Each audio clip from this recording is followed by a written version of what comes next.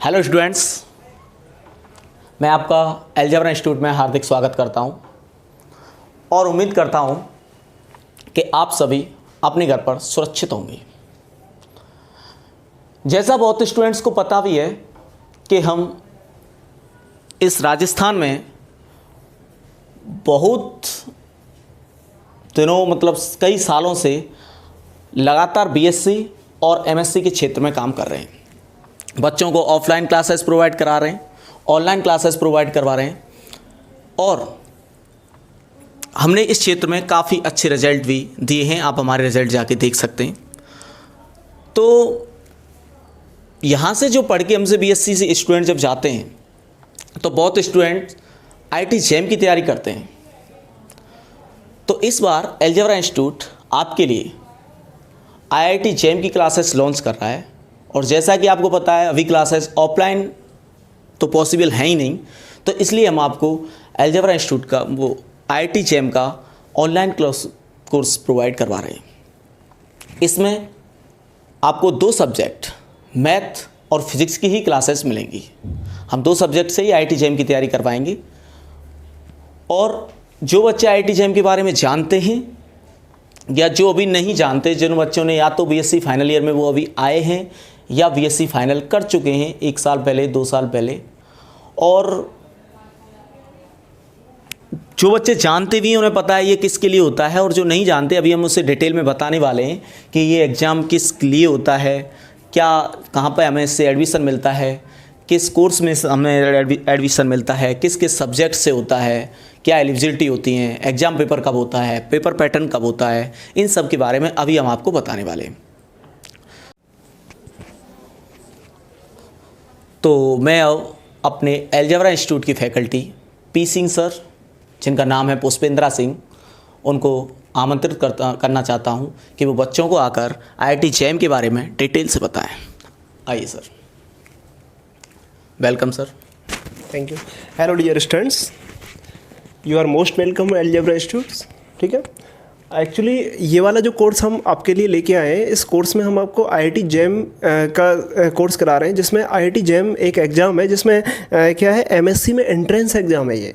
Actually आप बोल सकते हो कि देखो विभिन्न आईआईटीज जैसे अदर यूनिवर्सिटीज़ हैं हमारी, जैसे राजस्थान यूनिवर्सिटी हो गया, बीएचयू हो गया, डीयू हो गया, ये सभी यूनिवर्सिटी जो है वो कोर्स एमएससी का प्रोवाइड करा रहे हैं। उसी तरीके से आईआईटीज भी एमएससी का कोर्स आपके लिए प्रोवाइड करा रहा है, तो जिसमें एमएससी एंट्रेंस एग्ज़ाम वो लोग लेते हैं। तो एमएससी एंट्रेंस एग्ज़ाम ले रहे हैं ना, तो एमएससी एंट्रेंस एग्ज़ाम जो होता है वो उनका आईआईटी जैम के नाम से है। ठीक है, एक्चुअली जैम का जो फुल फॉर्म है वो आप इस तरीके से बोल सकते हो, जॉइंट एडमिशन इन एमएससी। जिस तरीके से आईआईटी बीटेक के लिए जेई का एग्ज़ाम लेता है, उसी तरीके से एमएससी के लिए ये एग्ज़ाम्स है, जिसमें स्टूडेंट्स जो ग्रेजुएशन पास आउट जो स्टूडेंट्स हैं, जैसे जिन लोगों ने बीटेक किया है, जिन लोगों ने बीएससी किया है, वो लोग इसमें पार्टिसिपेट हो सकते हैं। एक्चुअली ये कोर्स जो है वो आईआईटी जो है वो बीएससी स्टूडेंट्स के लिए ही देते हैं। जिन लोगों ने बीएससी किया है तो वो लोग एमएससी के लिए इधर अप्लाई कर सकते हैं। अगर हम आईआईटी जैसे हम बात करते हैं कौन कौन से पार्टिसिपेट आईआईटीज हैं यहाँ पर, तो कौन कौन से इंस्टीट्यूट इसमें पार्टिसिपेट होते हैं। एक्चुअली जैसा कि आपने नाम सुना होगा कि IISc Bangalore, IIT Kanpur, IIT Delhi, IIT Bombay, ठीक है, और आईआईटी खड़गपुर, आईआईटी रुड़की, तो ये सभी जो हैं वो फेमस आईआईटीज हैं। जो ये आईआईटी मद्रास हो गया, तो ये सभी आईआईटी इसमें पार्टिसिपेट है। और भी अदर आईआईटी हैं, जैसे आईआईटी का आपका गांधीनगर हो गया, आईआईटी मंडी हो गया, ठीक है, और भी आईआईटीज हैं जो सभी इसमें पार्टिसिपेट हो रहे हैं। तो एक्चुअली इस एग्ज़ाम का जो स्कोर होता है, उस स्कोर को ये सभी आईआईटी आपस में बोल सकते हो आप पार्टिसिपेट करते हैं इसमें। तो इस स्कोर के बेसिस पे वो लोग एडमिशन लेते हैं और इसमें अलग अलग इंस्टीट्यूट में, जैसे अलग अलग आईआईटीज में इसके लिए एमएससी के लिए अलग अलग सीटें रखी गई हैं। जैसे हम बात करें कि इसका जो स्कोर होगा, उस स्कोर के बेसिस पर आप लोग अदर इंस्टीट्यूट जैसे एनआईटीज हो गए, बहुत सारे, जैसे बात करें जैसे हमारे राजस्थान में एमएनआईटी जयपुर हो गया, एमएनआईटी इलाहाबाद हो गया, और अदर भी एनआईटी जैसे एनआईटी सूरतकल हो गया, तो अदर एनआईटीज भी इस कोर्स के बेसिस पर एडमिशन लेते हैं। ओके, जैसे कि हम देखते हैं कि हर साल इसमें लगभग 15 से 16 हज़ार स्टूडेंट्स अप्लाई कर रहे हैं। जैसे लास्ट ईयर लगभग 16,000 स्टूडेंट्स ने इसमें अप्लाई किया था इस एग्ज़ाम के लिए। तो जिसमें से कट ऑफ जैसे हम बात करें तो टोटल IIT में जो सीट है वो 300 के अबाउट है। तो अगर 300 के अंडर में अगर आपका रैंक आ जाता है तो आपको IIT मिल जाता है। अगर इसके अलावा फिर आपको NIT वगैरह मतलब अगर आपका 1000 या 1500 की रेंज तक अगर आपका रैंक आता है तो आपको फिर NIT एडमिशन के लिए बुला लेते हैं। ठीक है। कुछ रिसर्च इंस्टीट्यूट्स जैसे हम बात करें आइसर पुणे की बात करें, आइसर भोपाल, आइसर एक आपका है कौन सा आइसर है मैं भूल गया। ठीक है। तो अदर जो आइसर्स हैं वो 3 आइसर्स हैं। आइसर माहौली है, सॉरी, आइसर माहौली, आइसर भोपाल और आइसर पुणे। ये तीनों जो आइसर्स हैं वो इसके बेसिस पर ही आप लोगों को इंटरव्यू के लिए बुलाते हैं कि आपकी जो आपने अगर जैम क्लियर किया हुआ है तो उसके बेसिस पे आपको इंटरव्यूज के लिए बुलाते हैं। तो फिर वहाँ पर आप लोग अपना इंटरव्यू दे करके और उनका रिटन टेस्ट होता है उसको पास करके फिर आप वहाँ पर भी एडमिशन ले सकते हैं। ठीक है। अगर हम इसका एलिजिबिलिटी बात करें तो जैसा कि मैंने आपको बता दिया कि BSc पास आउट स्टूडेंट्स या जो BSc थर्ड ईयर में अपीयरेंट स्टूडेंट्स हैं वो स्टूडेंट्स इसमें इस एग्ज़ाम के लिए एलिजिबल हैं, जो लोग थर्ड ईयर में हैं या जिन लोगों ने अपना कंप्लीट कर लिया है। ठीक है। और इसका जो सब्जेक्ट्स हैं तो एक्चुअली सब्जेक्ट्स के बारे में सर आपको बताएंगे कौन कौन से सब्जेक्ट्स ये लोग दे रहे हैं। हाँ, तो स्टूडेंट्स मैं थोड़ा सा ये बात भी आपको शेयर कर दूँ कि हर स्टूडेंट की चाहत होती है वो IIT में जाए। हर स्टूडेंट के माँ बाप की भी होती है कि हमारा बच्चा IIT में पढ़े। तो आपको IIT में जाने के 3 मौके मिलते हैं दुनिया में, ज़िंदगी में। पहला तो तब जब आप 12th पास करते हो, आप JEE एग्ज़ाम दीजिए और वहाँ से अच्छी रैंक ला करके एक IIT में चले जाइए। उसमें आपको वो BTech वाला कोर्स कंप्लीट करवाएंगे। वहाँ भी बहुत स्टूडेंट, आपको पता ही है, कोटा जैसे हब बना हुआ है इस चीज़ के लिए, तो वहाँ जाते हैं स्टूडेंट और बहुत अच्छी मेहनत के साथ वहाँ पे पहुँचते हैं और अपने सपनों को साकार करते हैं। बहुत से लोग जैसे कई की क्रिटिकल कंडीशन होती है घर की, आर्थिक स्थिति के आधार पर उनकी स्थिति थोड़ी दयनीय होती है, तो उनके माँ बाप या तो उन्हें नहीं पहुँचा पाते या वो भी पहुँचाना चाहते हैं तो घर बच्चे नहीं जा पाते और उनको अच्छी फैसिलिटी नहीं मिलने के कारण उनका उस जगह पर IIT में जाना असंभव सा हो जाता है। और तुम जानते ही हो कि सेल्फ स्टडी से वो इतनी हम प्रैक्टिस, इतने पेपर, इतनी मेहनत नहीं कर पाते जो उसके लिए वास्तव में चाहिए। एक्चुअली सर क्या है कि जैसे स्कूल्स का लेवल अगर हम देखें तो स्कूल्स लेवल पर ही तैयारी ढंग से नहीं कराई जाती है। स्कूल्स लेवल पर ही जैसे किसी भी बोर्ड की बात करें तो उसमें 95% 98% केवल रट के लिए लिए जाते हैं, तो वहाँ पर ही पढ़ाई नहीं कराई जाती। अगर वो ढंग से कंसेप्ट क्लियर अगर टीचर कराता है, अगर ढंग से पढ़ाई कराता है तो वहीं से भी आप कुछ स्कूल्स ऐसे भी हैं इंडिया में जहाँ पर जैसे साउथ में हम बात करें तो साउथ में स्टूडेंट जो है वो बिना कोचिंग के ही IIT JEE क्रैक कर जाते हैं। तो इस तरीके से वो डिपेंड करता है कि क्षेत्र वाइज कहाँ पे स्टडी अच्छी हो रही है। जैसे हम हमारे स्टेट की बात करें, राजस्थान की या नॉर्थ इंडिया की हम सर बात करें तो यहाँ पर क्या है कि स्टूडेंट्स को पढ़ाया ही नहीं जाता है ढंग से, केवल रटाया जाता है। तो उसके बेसिस पे परसेंट तो बन जाती है, अच्छे स्कोर्स आते हैं, लेकिन स्टूडेंट्स का क्रिएटिविटी निकल के नहीं आती है कि वो क्या कर सकता है। तो ये सब चीज़ें निकल के आती है। एक्चुअली नोट्स का जो पैटर्न बना हुआ है ना, वो पैटर्न चलता है। वो कुछ उसके अंदर जो स्किल्स है वो डेवलप नहीं हो पाती है, वो खुद से कुछ कर नहीं सकता, ये प्रॉब्लम्स क्रिएट हो जाती है। तो ऐसा होता है। और यहाँ पर सर जैसे कि ग्रेजुएशंस में भी हम बात करें कि ग्रेजुएशंस में भी ऐसा है कि ग्रेजुएशंस में भी कॉलेजों में क्लास लगती नहीं है, प्रोफेसर्स पढ़ाते नहीं है, तो इसलिए बच्चों को कोचिंग वगैरह करनी पड़ती है। तो ऐसा इसलिए होता है। तो एक्चुअली अगर लेकिन इंडिया में इंस्टीट्यूट्स अगर जैसे MSc लेवल पे देखे जाए तो MSc लेवल पे काफ़ी यूनिवर्सिटीज़ में अच्छी पढ़ाई होती है और काफ़ी इंस्टीट्यूट्स में IITs में कुछ NITs हैं जिनमें भी ठीक ठाक पढ़ाई होती है। तो MSc लेवल पे काफ़ी ठीक ठाक है क्योंकि वहाँ पे लोग करते हैं, लेकिन BSc लेवल पे अच्छा नहीं है। तो ये चीज़ है। जैसा कि अभी आपको सर ने बताया, ये जो पूरा ही एकेडमिक जो सिस्टम है यहाँ पर थोड़ा सा हला हुआ है। और इस वजह से सर कह रहे हैं साउथ में, वहाँ आप वैसे भी देखेंगे बच्चे MSc करने के बाद सीधा नेट निकाल देते हैं बिना कोचिंग इंस्टीट्यूट के, बिना किसी की हेल्प लिए। अब उन्हीं नोट्सों से उनके सिलेबस का पैटर्न, उनकी पढ़ाई का तरीका और वहाँ के इंस्टीट्यूट में उनकी जो स्किल डेवलपमेंट स्टूडेंट में कराने का तरीका है वो बहुत ही बेहतरीन है, अच्छा है। सेम ऐसे ही यहाँ पे कहानी स्कूलों में है, वहाँ पर रटा पिटा के हम परसेंटेज तो बना लेते हैं लेकिन उस काबिल नहीं बन पाते। ऐसे ही सेम कॉलेज सिस्टम है, हम जब यहाँ बीएससी करते हैं तो इस चीज़ पर ध्यान देते हैं कैसे मार्क्स आएंगे, कौन सा चैप्टर छोड़ना है, कौन सा पढ़ना है, किस में से क्या है। और बहुत जैसे हम बात करते हैं, थोड़ा सा हमारा इंस्टीट्यूट तो इस चीज़ पे काफ़ी ध्यान देता है कि बच्चों के लिए सभी चैप्टर कराए जाएं, बीएससी में कोई चैप्टर चॉइस का नहीं छोड़ा जाए। लेकिन कॉलेजेस और बहुत से इंस्टीट्यूट हैं जो इस चीज़ के लिए आपको प्रेरित करते हैं कि आप कम से कम पढ़ करके ज़्यादा से ज़्यादा बीएससी में कैसे परसेंटेज बना सकते हैं, कैसे मार्क्स ला सकते हैं।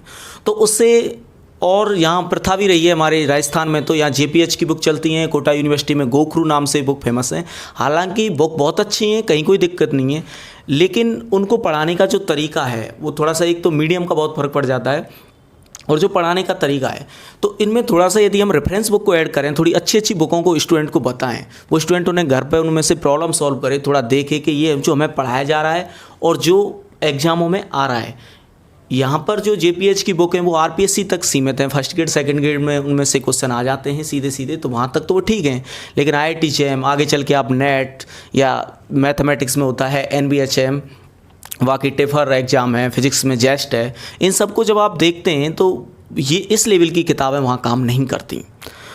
तो इस चीज़ को मद्देनज़र रखते हुए हमारे बीएससी के बैचेस तो चल ही रहे हैं, हम उसके लिए भी बहुत ध्यान रखेंगे कि हम बीएससी के बैचेज में ही कोई भी टॉपिक कंप्लीट होने के बाद तुरंत आईआईटी जेईई के क्वेश्चन, गेट के क्वेश्चन, नेट के क्वेश्चन और आरपीएससी में आए हुए क्वेश्चन, बाकी अदर स्टेट की जो भी टीचर्स के एग्ज़ाम है, स्लेट में जो होता है, उन सब के क्वेश्चन यहाँ पे करवाने की पूरी आपको, हम जैसा आपको पता है ऐप ला रहे हैं तो उसमें कोशिश करेंगे, वहाँ क्वेश्चन प्रोवाइड कराएंगे, आप हमें डाउट भेज सकते हैं, हम उन्हें सॉल्व करवा के भी देंगे, बाकी हम डायरेक्ट भी क्वेश्चन भी कराएंगे यहाँ पे लाइव क्लासेस में।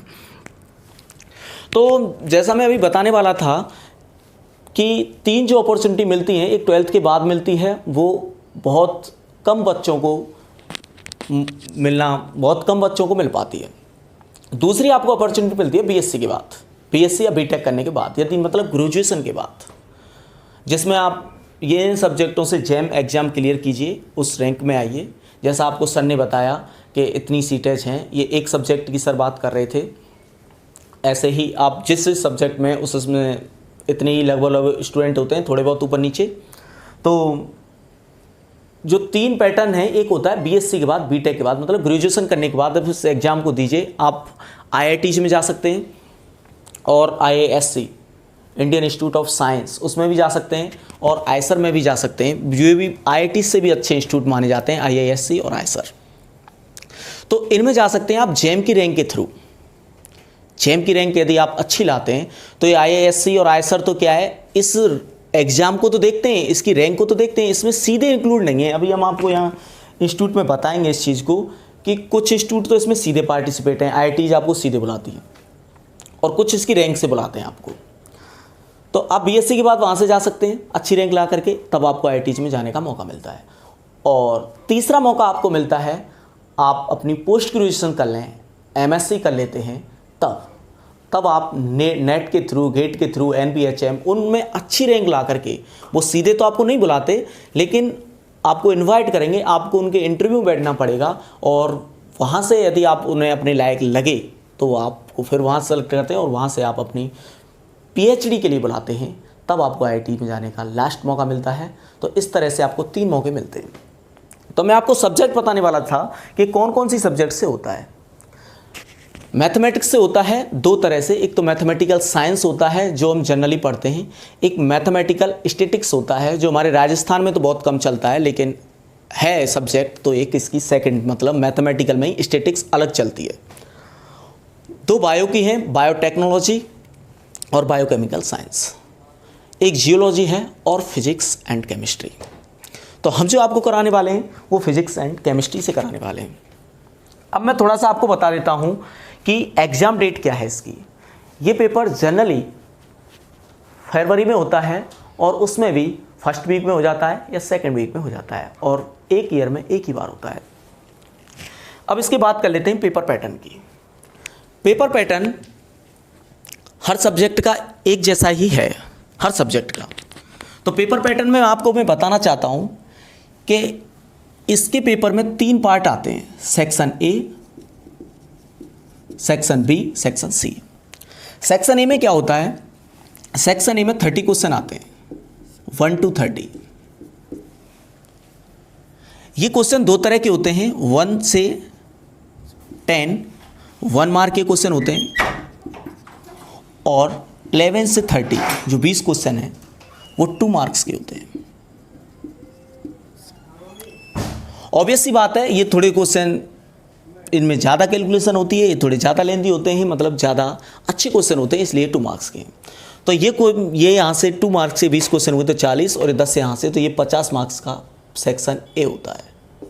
हर सब्जेक्ट का ये पैटर्न है, हर सब्जेक्ट का। अब बात कर लेते हैं सेक्शन बी की। सेक्शन बी में 10 क्वेश्चन आते हैं, और 10 क्वेश्चन एमएसक्यू टाइप के होते हैं, multiple select question.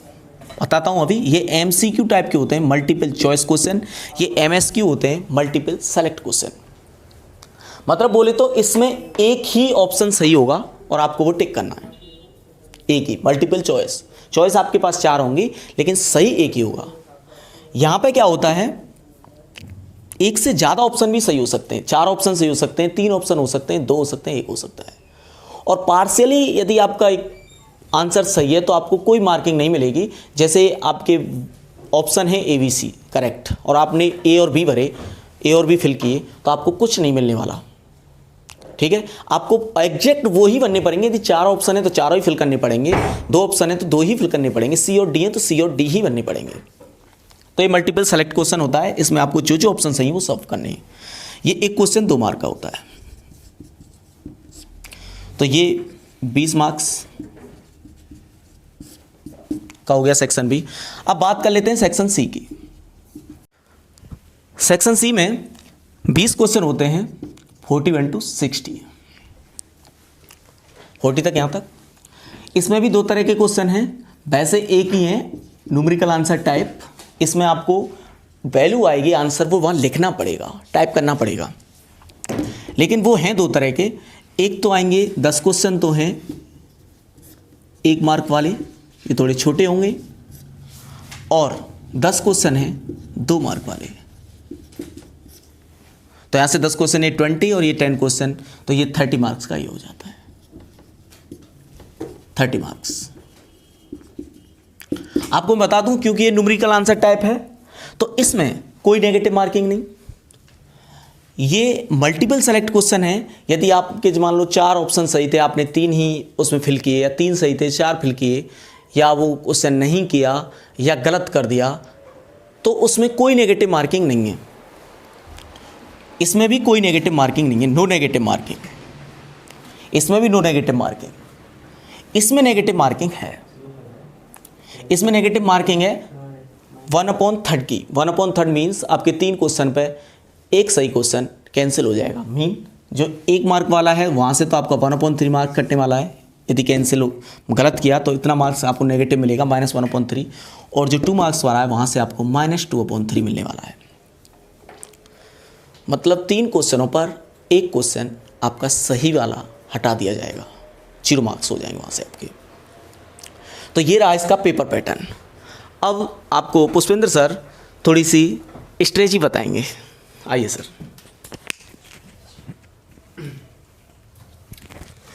Hello students, तो इस एक्चुअली क्या है, आप लोगों का 100 मार्क्स का पेपर आने वाला है। तो 100 मार्क्स के पेपर में आपको जैसे कम से कम नहीं तो आपको देखो एक्चुअली कम से कम 40% या फिर जैसे अलग अलग ईयर के हिसाब से हम देखते हैं तो कम से कम जैसे हर बार के हिसाब से अगर देखें, लास्ट ईयर के हिसाब से हम देखें तो 40% अगर आपको वेटेज आप ले आते हो, 40% अगर आप कवर कर लेते हो पूरे पेपर में से, तो इस तरीके से आपका सिलेक्शन होने के चांसेस काफ़ी हो जाते हैं। ठीक है, लेकिन आप ट्राई करो कि आप 50% से एवं भी कि मतलब 50 और 60% के बीच में अगर आप कवर कर लेते हो ना तो आपको 100% IIT मिल जाएगा। अगर हम बात करें जैसे कि हम स्ट्रेटजी किस तरीके से बनाएंगे, तो मैक्सिमम स्टूडेंट्स यही पूछते हैं कि हम स्ट्रेटजी किस तरीके से इसकी तैयार करें, किस तरीके से पढ़ाई करें। तो हम आपको ये बता दें कि एक्चुअली आपको एक कंटिन्यू वे में एक कंटिन्यूसली आपको स्टडी करना है इसके लिए। तो आप लोग अगर आप लोग इस चीज़ के लिए तैयार हैं कि आप लोग MSc ही करना चाहते हैं और आप लोग IITs में ही एडमिशन लेना चाहते हैं, तो आप अपना इसके लिए एक टारगेट फिक्स करो पहले तो आपको अपना ये टारगेट फिक्स करो कि आपको IIT JAM क्रैक ही करना है। तो एक्चुअली जो टारगेट हमारा रहेगा वो IIT JAM 2021 रहेगा इस ईयर का। तो एक्चुअली अगर आप किसी सब्जेक्ट से, जिस सब्जेक्ट में आप लोग इंटरेस्टेड हो, देखो आपके लिए ये सुविधा मिल रही है। अगर आप मैथमेटिक्स के स्टूडेंट्स हैं और BSc कर रहे हैं, तो जैसे फिजिक्स, केमिस्ट्री, मैथमेटिक्स, इन तीनों में से जैसे आप पास कोर्स कर रहे हैं, तो फिजिक्स, केमिस्ट्री, मैथमेटिक्स तीनों में से किसी एक सब्जेक्ट को आप लोग अपना टारगेट बना लें कि हमें इस सब्जेक्ट में अपना MSc या पोस्ट ग्रेजुएशन कंप्लीट करना है या आगे हायर स्टडीज करना है, आपको PhD वगैरह करना है, तो उसके लिए ये टारगेट सेट कर लो। और दूसरा, अगर आप अभी से BSc ऑनर्स कोर्स कर रहे हो किसी यूनिवर्सिटी से, तो भी आप इस कोर्स को कर सकते हैं, क्योंकि इसमें तो आपका अभी से फिक्स हो गया कि आप जिस सब्जेक्ट में MSc करना चाहते हो वो BSc ऑनर्स के थ्रू ही होगा। तो जैसे आप फिजिक्स में कर रहे हो तो फिजिक्स में आपका MSc हो जाएगा, आप मैथमेटिक्स में कर रहे हो तो आपका उसमें हो जाएगा। तो ये चीज़ है। तो आपको आपकी स्ट्रेटजी यही रहेगी कि आप लोग अभी से इसको टारगेट बना करके आप इसके लिए प्रिपेयर करें। सारे टॉपिक्स आप देखो, सबसे बड़ी बात होती है आपके कंसेप्ट्स क्लियर होने चाहिए। जैसे हम लोग फिजिक्स में बात करें तो फिजिक्स में आपके बेसिक कंसेप्ट्स अगर क्लियर है, सबसे इंपॉर्टेंट, जैसे फिजिक्स में बात करें तो मैथमेटिकल फिजिक्स होती है। तो मैथमेटिकल फिजिक्स अगर आपका क्लियर है, मतलब आपका मैथमेटिक्स पे कमांड है, तो मैथमेटिक्स पे कमांड है तो आप लोग अदर सारी चीज़ों को हैंडल कर सकते हो। ठीक है, तो अदर सारी चीज़ें आराम से हैंडल हो जाती हैं थोड़ा सा। और इसके लिए ये क्या है कि हम लोग आपको कुछ रेफरेंस बुक्स भी बताएंगे, आपको असाइनमेंट करवाए जाएंगे, आप लोगों के लिए लेक्चर्स दिए जाएंगे। तो उन सारी चीज़ों में आप लोग अपनी कंटिन्यूसली अगर बरकरार रखते हैं और हमारे साथ जुड़े रहते हैं कंटिन्यूसली, तो हम आपको ये विश्वास दिलाते हैं कि आपका सिलेक्शन श्योर हो जाएगा। ठीक है, लेकिन आप लोगों के अंदर आग होनी चाहिए। अगर आप लोगों के अंदर आग है तो आप लोग कुछ कर सकते हो। आपके अंदर आग ही नहीं है, अगर आप मतलब आपके अंदर जोश नहीं है कुछ करने का, आपको IITs में सिलेक्ट होना है, आपको IITs का टैग चाहिए, ऐसे जोश होना चाहिए कि आपको IITs में ही जाना है, आपको एक बेस्ट इंस्टीट्यूट से ही आपको MSc करना है, आपको अच्छे लेवल पर जाना है। आप देखो, अगर आपको मान लो IIT में सिलेक्शन हो गया तो IITs में सिलेक्शन हो जाएगा, उसके बाद क्या होगा, उसके बाद ये होगा आप PG के लिए, आप इस PhD के लिए आप लोग इंडिया से बाहर भी जा सकते हो। आप लोग MIT से भी अपना PhD कर सकते हो, अदर के मैसेच्यूसेट्स यूनिवर्सिटी से कर सकते हो, अदर भी बहुत सारी यूनिवर्सिटीज़ हैं, प्रिंसटन से कर सकते हो, बहुत अच्छी अच्छी यूनिवर्सिटीज़ हैं। तो वहाँ पे भी आप जा सकते हो। लेकिन मेन टारगेट क्या है कि पहले अपने लेवल से बाहर निकलो। पहले यहाँ से गुदड़ी के जो लाल आप बने हुए हो ना, वहाँ से बाहर निकलो। यहाँ से आप बाहर जब अपनी गुदड़ियों से बाहर निकल जाओगे ना, अपने गांव के क्षेत्रों से, अपने शहर के क्षेत्रों से बाहर निकलो, और इन सब से जब बाहर निकल जाओगे तो इसके अलावा फिर जिस लेवल पर आप लोग जाओगे, जैसे आप IIT दिल्ली में पहुँच गए, आप IIT मुंबई में पहुँच गए, IIT मद्रास में पहुँच गए, तो वहाँ पर आपको एक्चुअली आपको प्रोफेसर्स का लेवल ही अच्छा मिल जाएगा। वहाँ पर प्रोफेसर्स ही आपको टॉप, मतलब नंबर 1 या आप बोल सकते हो फर्स्ट क्लास प्रोफेसर्स आपको मिलने वाले हैं। तो उन सब प्रोफेसर से आप लोग पढ़ोगे, वहाँ से आपको मोटिवेशन मिलेगा, वहाँ से आपको इंस्पिरेशन मिलेगा, और उस इंस्पिरेशन के बेसिस पर आप लोग का जीवन का रास्ता तय हो जाएगा। तो आपकी पहली सीढ़ी यही है कि आपको पहला टारगेट यही है कि BSc कंप्लीट होने के बाद अगर हायर एजुकेशन करना है, एक्चुअली आप लोग जानते हो क्योंकि जैसे हम इंडिया लेवल पे देखें तो ओनली 50% लोग ही हायर एजुकेशन में पार्टिसिपेट होते हैं। 50%, आप सोचो कि केवल 15% मैं बोल रहा हूँ आपसे, 15% लोग ही हायर एजुकेशन करते हैं। बाकी लोग हायर एजुकेशन में इंटरेस्टेड ही नहीं होते, सभी लोग ग्रेजुएशन तक ही रुक जाते हैं। इसलिए आपसे यही उम्मीद है मुझे कि आप लोग अपना एक माइंड सेटअप तैयार करो कि आपको हायर एजुकेशन करना है, आपको तैयार होना है उसके लिए। तो आप लोग हमारे साथ इस तरीके से जुड़ो कि आप लोग कंटिन्यूसली हमारे लेक्चर्स करो। हम आपको सारी रेफरेंस बुक्स का निचोड़ प्रोवाइड कराएंगे। ये समझ लो कि मैथमेटिक्स की जितनी रेफरेंस बुक हैं उन सब में आपको मैथमेटिक्स वाले सर, अगर आप मैथमेटिक्स से IIT JAM दे रहे हो तो उसमें आपको पूरा निचोड़ मिलेगा, आपको बहुत सारी रेफरेंस बुक्स का नॉलेज मिलेगा। ठीक है, अगर मैं आपको पढ़ाऊँगा तो मैं आपको फिजिक्स की बहुत सारी स्टैंडर्ड बुक से ही पढ़ाऊँगा। मैं आपको ग्रिफिथ से लेकर स्टार्ट करूँगा, क्वांटम मैकेनिक्स में जो आपका ग्रिफिथ है, आपका इलेक्ट्रोडायनेमिक्स का ग्रिफिथ हो गया, उसके अलावा जो अच्छी अच्छी बुक्स है, जैसे बंद कर दिया क्या? नहीं चल रहा है। ओके, तो इस तरीके से हम अच्छी रेफरेंस बुक्स का लेकर के आपको पूरा नॉलेज प्रोवाइड करेंगे। फिर आपको हमारा जो अचीवमेंट जो रहेगा, हमारा जो टारगेट रहेगा वो ये रहेगा कि हम लोग इस तरीके से टारगेट अपना बनाएंगे कि हम लोग IIT JEM के साथ साथ कुछ अदर्स एग्जाम जो थोड़े से IIT JEM के लेवल से थोड़े टफ एग्जाम्स होते हैं, जैसे हम फिजिक्स में बात करें तो जेस्ट का एग्जाम होता है, मैथमेटिक्स में बात करें तो NBHM का एग्जाम होता है, आपका इंस्टीट्यूट ऑफ मैथमेटिकल साइंस है जैसे IMSC चेन्नई हो गया, उसका एग्ज़ाम होता है। तो ये सारे एग्ज़ाम्स हम आपको की प्रिपेयर हम आपको कराएंगे, तो जिसमें हम IIT JEM के साथ साथ अदर्स एग्ज़ाम को भी लेके चलेंगे। और उसके अलावा जैसे IIT JEM का कोर्स खत्म हो जाता है तो उसके अलावा फिर हम आपको BHU, DU, CU, अदर जो यूनिवर्सिटीज़ हैं, सेंट्रल लेवल की यूनिवर्सिटीज़ हो गई, उन सब के लिए भी एग्ज़ाम्स के प्रिपरेशन हम आपको कराएंगे। लेकिन फर्स्ट टारगेट आपको ये रखना है कि फरवरी में एग्ज़ाम होगा। जैसे एग्ज़ाम डेट की बात करें तो एग्जाम डेट सबने बताया कि फरवरी में एग्जाम होता है इसका, तो फरवरी में इसका एग्जाम होगा, लगभग फर्स्ट या सेकंड वीक में होता है। तो तब तक अभी से टारगेट डिसाइड कर लो। अभी क्या है, अभी क्या चल रहा है, अभी आपका जुलाई एंड हुआ है, अगस्त चल रहा है, तो अगस्त से लेकर के जनवरी तक का आपके पास टाइम है। अगर एग्जाम शिफ्ट हो जाता है या कुछ कोरोना की वजह से जो कुछ हो जाता है वो देखने वाली बात है, लेकिन हम लोग उसको बाद में देखेंगे। लेकिन अभी से आप लोग ये टारगेट सोच लो कि फरवरी में आपका एग्जाम होगा ही होगा। और आपकी बार जैसा कि IISc एग्जाम लेने जा रहा है, तो IISc का एग्जाम का जो लेवल होता है ना, जैसे पहले क्या होता था कि पहले IISc पहले खुद का अलग से एग्ज़ाम लेता था, तो खुद का अलग से एग्जाम लेता था। उसका लेवल अगर आप देखते हो, उसके क्वेश्चंस देखते हो तो IIT JEM से काफ़ी अच्छे लेवल के या काफ़ी आप बोल सकते हो थोड़े से टफ लेवल के क्वेश्चंस होते हैं। तो उसके लिए अगर आपको प्रिपेयर करना है तो थोड़ा सा अच्छे से प्रिपेयर करना पड़ेगा। तो एक्चुअली ये वाला जो एग्ज़ाम है इसको आप ऐसे नहीं सोच सकते कि आप यूनिवर्सिटी के एग्ज़ाम की तरह कि 1 महीने 2 महीने पहले पढ़ के आप इसके लिए तैयारी कर लो, ऐसा नहीं होता है। इसके लिए आपको एक शेड्यूल बनाना पड़ता है, आपको एक फिक्स शेड्यूल से चलना पड़ेगा और आपको डे बाई डे प्रोग्रेस दिखानी पड़ेगी और day by day hard work करना पड़ेगा। उसके बेसिस पर फिर आप इसको कंप्लीट कर सकते हो, ठीक है। तब जा कर के आपका ये सिलेबस कंप्लीट होगा और तब जा कर के आप इसके लिए प्रिपेयर्ड हो पाओगे। ओके, तो अभी ये चीज़ है, स्ट्रेटजी आपकी इस तरीके से तैयार करनी है जैसा कि मैंने अभी बोला। और अभी हम आपको ये बता दें कि अलजेब्रा इंस्टीट्यूट ही आपके लिए क्यों बेस्ट है, अलजेब्रा इंस्टीट्यूट आपके लिए क्या खास चीज़ें लेके आया है और ऑनलाइन प्लेटफॉर्म के जरिए आपको क्या क्या चीज़ें हम लोग प्रोवाइड कराने वाले हैं। तो ये सारी चीज़ें हमारे सर आपको बताने वाले हैं। Please come. तो sir structure of the course आपको डिस्कस करने वाले हैं, ठीक है।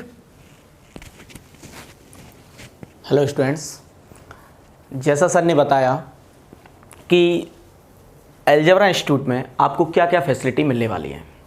अलजेब्रा इंस्टीट्यूट आपको फिजिक्स और मैथ्स से JEM की तैयारी कराएगा, जिसमें हमारा एक अलजेब्रा इंस्टीट्यूट का ऐप होगा, उसके थ्रू आपको ये चीज़ें मिलने वाली हैं। इसमें आपको लाइव या रिकॉर्डेड वीडियोज़ मिलेंगी। आपको लाइव हमारी जो टाइम फिक्स होगा उसमें आपको लाइव क्लासेस मिलेंगी। यदि आप उस टाइम पे नहीं अटेम्प्ट कर पाते, नहीं देख पाते, तो आप वो वीडियो फिर वहाँ रिकॉर्डेड में आ जाएंगी और आप वहाँ जाके उन्हें देख सकते हैं। लाइव डाउट क्लासेज होंगी। आपको कोई डाउट है तो आप हमें पूछ सकते हैं, वो लाइव होगा।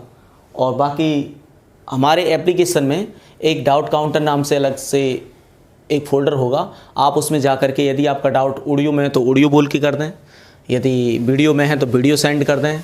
उसमें आप तो डाल दें, उसका आंसर हम दे देंगे। यदि आपके वो पिक है कोई या आप किसी बुक में से पढ़ रहे हैं, वहाँ पे आपको कोई डाउट है तो आपका उस पिक क्लिक करके हमें डाल दें। जैसे भी आप पे वो अवेलेबल है डाउट, आप तुरंत हमें सेंड कर सकते हैं हमारे ऐप के थ्रू। उसमें आपको असाइनमेंट प्रॉब्लम, जैसा कि आपको पता ही है, डेली मतलब कोई भी चैप्टर जब कंप्लीट होता है तो उसमें आपको बहुत सारी प्रॉब्लम दी जाएंगी, आप उन्हें सॉल्व कीजिए। जो सॉल्व नहीं हो रही हैं उन्हें आप हमें बताइए। DPP होगी, डेली प्रैक्टिस प्रॉब्लम।